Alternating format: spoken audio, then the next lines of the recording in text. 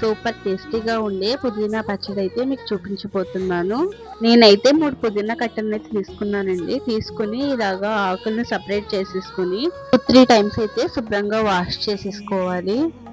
Clean చేసుకున్న పుదీనాని వేరొక గిన్నెలోకి తీసుకుంటున్నాను. అలాగే స్టవ్ వెలిగించి ప్యాన్ పెట్టి ఆయిల్ వేసుకున్న తర్వాత దీనిలో 2 స్పూన్స్ వేరుశనగ గుళ్ళు, 2 స్పూన్స్ పచ్చెనపప్పు, అలాగే 2 స్పూన్స్ జీలకర్ర, 10-12 వరకు పచ్చిమిర్చి వేసి వేయించుకోవాలి.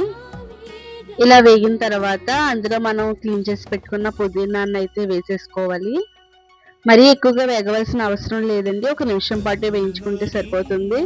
ఇలా మంచిగా వేగిన తర్వాత కాసేపు చల్లారనిచ్చి మిక్సీ జార్లోకి అయితే తీసేసుకుందాము.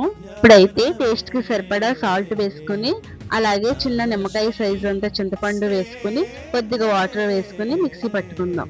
పచ్చడి అయితే రెడీ అయిపోయిందండి. దీన్ని రైస్ లోకి, టిఫిన్స్ లోకి కూడా తీసుకోవచ్చు. నచ్చితే లైక్ చేయండి.